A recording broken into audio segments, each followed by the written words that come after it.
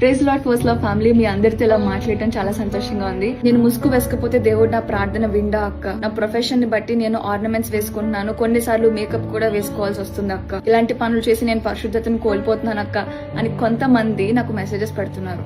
మనం పరిశుద్ధంగా ఉన్నామా లేదని చెక్ చేసుకోవడం వరకు మంచిదే, కానీ చెక్ చేసుకోవడానికి వీటిని పారామీటర్స్ గా యూజ్ చేసుకోవడం మాత్రం అస్సలు కరెక్ట్ కాదు.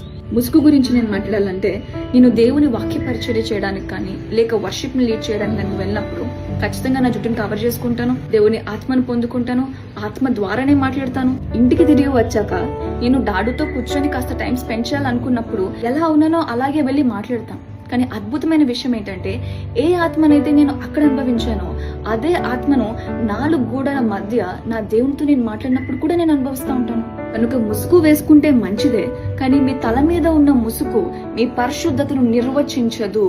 కానీ దేవుడు వద్దు అని ఒక విషయాన్ని చెప్పినప్పుడు ఆయన మాటకు లోబడి ఆ ముసుగు కింద ఉన్న మీ తలను వంచడంలో మీ పరిశుద్ధత కనబడుతుంది.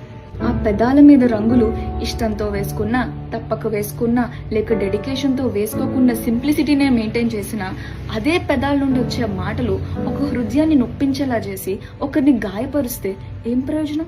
ఆభరణాల విషయానికి వస్తే, ఆభరణాలు వేసుకోకపోవడం అనేది again it's choice of an individual. శారీరకంగా నేను ఎలా రెడీ అయి వెళ్తున్నప్పటికీ ఖచ్చితంగా ఇంట్లోంచి బయటకు వెళ్లే ముందే ఆత్మీయంగా క్రీస్తు అనే ఆభరణాన్ని ధరించుకునే బయటకు వెళ్తాను. ఎందుకంటే ఒక తెలియని వ్యక్తికి నేను సహాయం చేస్తున్నప్పుడు ఆ వ్యక్తి నన్ను చూసి ఈ అమ్మాయి ఆభరణాలు వేసుకుందా వేసుకోలేదా అని గమనించడు, కానీ అరే ఈ అమ్మాయికి నేను ఎవరో కూడా తెలియదు కదా, ఇంత ప్రేమను ఎలా కురిపించగలుగుతుంది అని ఒక ఆలోచన ఆయన మైండ్ లో కలుగుతుంది. ఆ ఆలోచన క్రీస్తును ఆయనకి పరిచయం చేయడానికి నాకు సహాయం చేస్తుంది. కనుక మనం ఏ ఆభరణం ధరించుకున్నాం అనేది మన పరిశుద్ధత నిర్వచించదు, కానీ ఆత్మీయంగా క్రీస్తుని మనం ఎలా ధరించుకున్నాం అనేది మాత్రమే మన పరిశుద్ధతను నిర్వచిస్తుంది. వస్త్రధారణ ఒకటి, వ్యక్తిత్వం ఒకటి అవ్వకూడదమ్మా. ఆ 2 వేరువేరైనప్పుడు దాన్ని వేషధారణ అంటారు. వేషధారణని నా దేవుడు క్షమించుడు. మన వస్త్రధారణలో మన క్రైస్తవ్యాన్ని, సింప్లిసిటీని చూపించడం చాలా మంచిది, కానీ ఆ వ్యక్తిని పరిపూర్ణంగా క్రీస్తులోనికి మార్చడానికి కావలసిన శక్తి మన వస్త్రధారణకి ఉన్నా లేకపోయినా మన వ్యక్తిత్వానికి మాత్రం ఖచ్చితంగా ఉంటుంది. యంగ్ జనరేషన్ ఇట్లాంటి విషయాలను మీలో పాయింట్అవుట్ చేసి చూపించి మీరు పరిశుద్ధంగా లేరు అని మిమ్మల్ని నిందించిన వారిని బట్టి మీరు గిల్టీగా ఫీల్ అయ్యి వెనక్కి వెళ్ళిపోయారేమో. దేవుడు ఈ రోజు మీతోనే మాట్లాడుతున్నారు.